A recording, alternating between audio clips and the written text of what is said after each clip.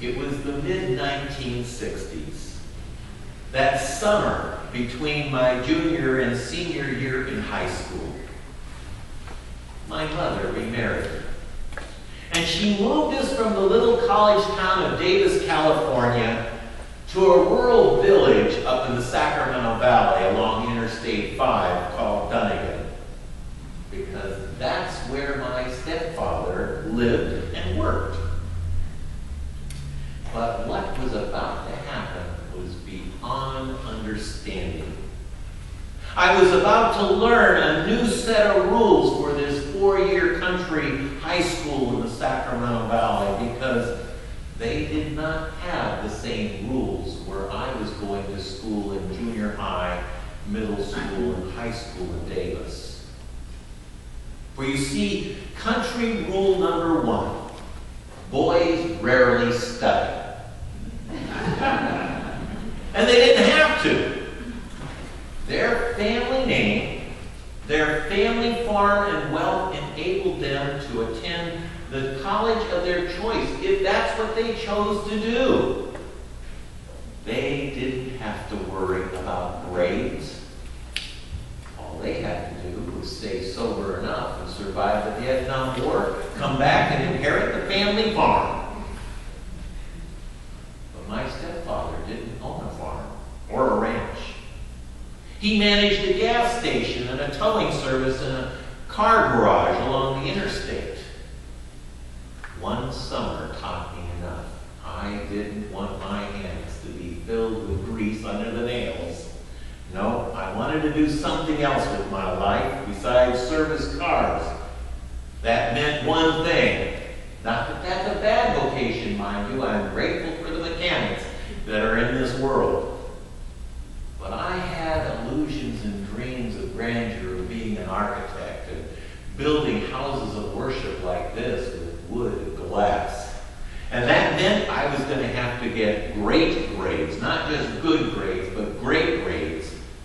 And I was going to then have to apply myself in college. That was no longer an option for me. I had to do that unless I wanted to follow in my stepfather's footsteps. Now, let me tell you the consequences, not the blessings, of breaking rank with my classmates. I scandalized them. No one had ever challenged the student body like I had with grades, because girls were the ones who got good grades. I upset the whole graduation order that had begun back when they had started to school together in a one-room schoolhouse out in the country. I had now gone to nearly the top of my class, and it scandalized the boys. Actually, I got bullied as a child. It wasn't fun. But the blessings were that I did go to college. And I have to tell you, I've only been back to one class reunion. But there was a second country rule in that community, and that was every boy played varsity sports. It was a 4-year high school. That meant that if you were a big man on campus, by the time you were a junior, you had 3 bars on your Letterman sweater. You had the big Lock P for Pierce High School in your pocket. You had dangling jewelry of football, track, basketball, baseball, whatever it was. You lettered at least 3 times in an academic year. Not me.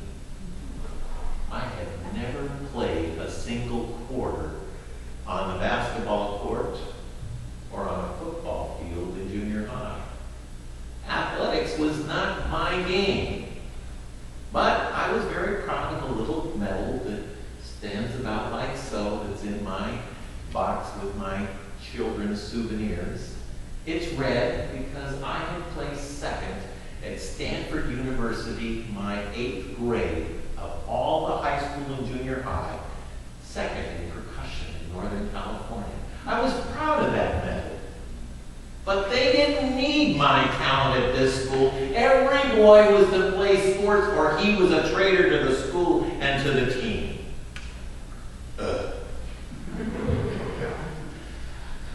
So, in order to get me off the field, they put me on the field. That's right, the coach knew that I was the smallest person in the league, much less my school, and so I was made left guard, and I had to go up against these enormous country boys. But I was fast. And so, on the first couple of plays, some linebacker comes across the line, and I hit him so hard, they had to haul him off the field. When the ball went to the other side and I played defense and I was that lineman and the littlest guy, I squirted right through and I sacked the quarterback and they carried him off the field. I was a hero to the coach and to all the girls. I had become a villain to all the boys because their girls were now looking at me. You can't win when there are country rules and you're an outsider.